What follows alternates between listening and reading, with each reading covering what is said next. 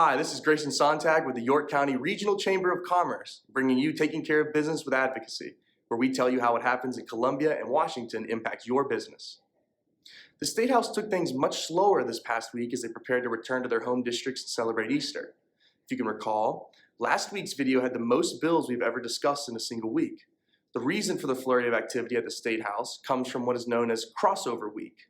With just a little over a month left of the current two-year legislative cycle, the crossover is the deadline by which bills have to pass one chamber and be sent to the other. Prior to crossover week, bills only had to be passed by a simple majority, but going forward until the end of the session, bills must pass by 2/3 majority to be sent to the other chamber.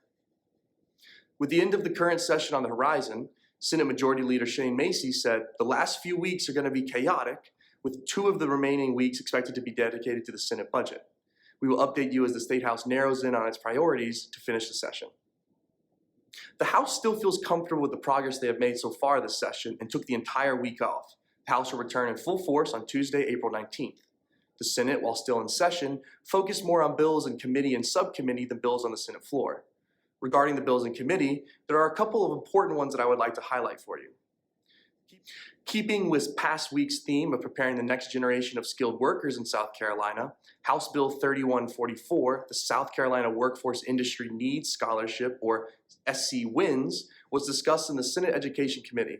This bill passed in the House last year with the explicit purpose of addressing workforce shortages throughout the state. SC WINS is a scholarship for students at one of South Carolina's 2-year technical colleges and majoring in a critical workforce area program. These critical workforce areas include healthcare, computer and information technology, advanced manufacturing, criminal justice, and early care and education. For these students, the South Carolina WINS Scholarship will cover the cost of tuition and mandatory fees after all other scholarships are applied and not to exceed $2,500 per year. Students would also be eligible for a yearly $300 book stipend. Dual enrollment high school students are also eligible for the scholarship. This bill would supplement the LTAP, or Lottery Tuition Assistance Program fund, which is given to students not receiving the more rigorous Hope, Life, or Palmetto Fellow Scholarship. In a similar vein, House Bill 3588 was discussed in committee and is related to the Life Scholarship. This bill also passed in the House last year and would increase the requirements to be eligible for the South Carolina Life Scholarship. Students would now need to complete certain English and math or computer science courses during their senior year in high school to be eligible for the scholarship.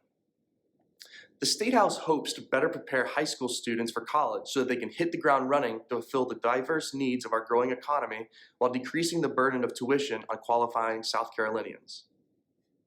Finally, to finish this very brief week, and just to keep you informed, is House Bill 4408, which we discussed before in previous weeks. As a reminder, this bill would authorize the expenditure of American Rescue Plan Act, or ARPA funds. South Carolina remains one of the only states who have not yet utilized the funds, but states have until the end of 2024 to decide how the money will be spent, and states have until the end of 2026 to use all of the funds. Governor McMaster believes the over $2 billion will present us in South Carolina with a once-in-a-lifetime opportunity to make big, bold, and transformative investments, and may explain some of the hesitancy to rush into any decisions relating to the use of these funds. The bill was released from committee with a favorable report with amendments, and we look forward to updating you as this exciting bill progresses further. And with that, thank you so much for joining the Chamber and me for this week's Taking Care of Business with Advocacy.